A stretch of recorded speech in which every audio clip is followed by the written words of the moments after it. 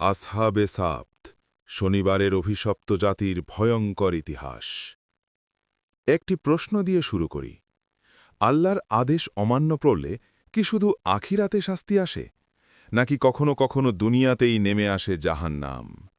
আজ আমরা জানব এমনই এক জাতির কথা, যারা ছিল ধনী, প্রভাবশালী, সমুদ্র ঘেঁষা, সুখী জনগোষ্ঠী, কিন্তু মাত্র এক রাতেই যাদের চেহারা বিকৃত হয়ে গিয়েছিল, মানুষ থেকে তারা পরিণত হয়েছিল বানরে। এই লোমহর্ষক ঘটনা হল আসহাবে সাবত, অর্থাৎ শনিবারের সেই অভিশপ্ত জাতি। অনেক বছর আগে লোহিত সাগরের তীরে ছিল একটি সমৃদ্ধ জনপদ। এই জনপদে বাস করত বনি ইসরায়েলের একটি সম্প্রদায়। তাদের জীবন ছিল সচ্ছল, কারণ সমুদ্র ছিল তাদের জীবিকার মূল উৎস। প্রতিদিন সমুদ্রে অগণিত মাছ, বড় বড়, তাজা, সহজ শিকার। কিন্তু আল্লাহ তাদের জন্য একটি পরীক্ষা রেখেছিলেন। আল্লাহ তাআলা তাদের নির্দেশ দিলেন, তোমরা শনিবার কোনো কাজ করবে না, বিশেষ করে মাছ শিকার করবে না। এটি ছিল সরাসরি, স্পষ্ট, কোনো অস্পষ্টতা নেই, কোনো ব্যাখ্যার সুযোগ নেই। রবিবার থেকে শুক্রবার তারা মাছ ধরতে পারবে, কিন্তু শনিবার সম্পূর্ণ নিষেধ।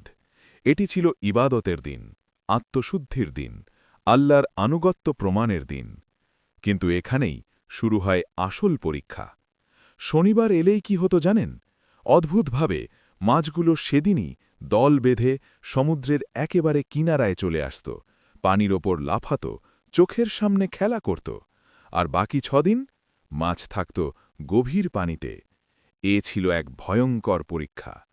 প্রথমে তারা ধৈর্য ধরেছিল, কিন্তু শয়তান ফিসফিস করতে লাগল, আল্লাহ তো শুধু শনিবার মাছ ধরতে মানা করেছেন, ধরা না হলে সমস্যা কি? তখন তারা এক ভয়ঙ্কর বুদ্ধি বের করল। শনিবার তারা জাল ফেলত, খাল কেটে রাখত, ফাঁদ তৈরি করত, মাছ ঢুকে পড়ত, কিন্তু তারা তুলত রবিবার।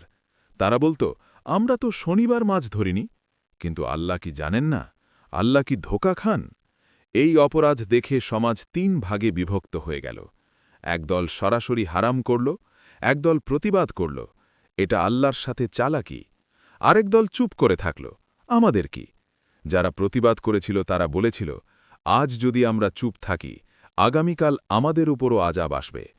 বারবার সতর্ক করা হল, নবীদের মাধ্যমে, সৎ লোকদের মাধ্যমে। কিন্তু তারা বলল, আমরা তো কিছুই করছি না, আইনের ফাঁক ধরছি মাত্র। আইনের ফাঁক নয়, এটা ছিল আল্লাহর সাথে প্রতারণা। অবশেষে এলো সেই রাত, শনিবার রাত। কেউ জানত না এটাই তাদের জীবনের শেষ মানবীয় রাত। হঠাৎ নেমে এলো আল্লাহর লানত। কোনো ঝড় নয়, কোনো আগুন নয়, বরং নিজের শরীরটাই হয়ে গেল শাস্তি। এক রাতেই চেহারা বিকৃত হল, হাত পা বাঁকা হয়ে গেল, চামড়া কুঁচকে গেল, কণ্ঠস্বর বদলে গেল। মানুষগুলো পরিণত হল বানরে। কিন্তু ভয়ঙ্কর বিষয় জানেন? তাদের বুদ্ধি ছিল, তারা বুঝতে পারত, কিন্তু কথা বলতে পারত না। মা চিনত সন্তানকে, স্বামী চিনত স্ত্রীকে, কিন্তু কেউ কাউকে সাহায্য করতে পারত না।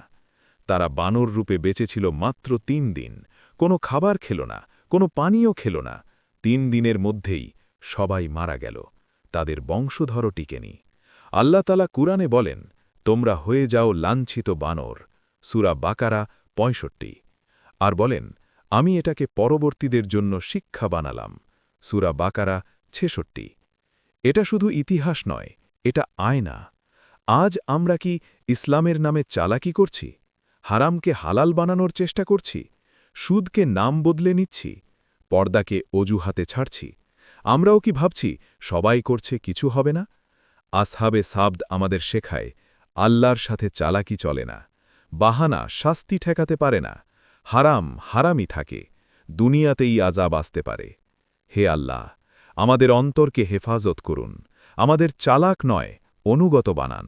আমাদের সেই জাতির মতো বানাবেন না, যাদের নাম ইতিহাসে লেখা হয়েছে লানতের উদাহরণ হিসেবে।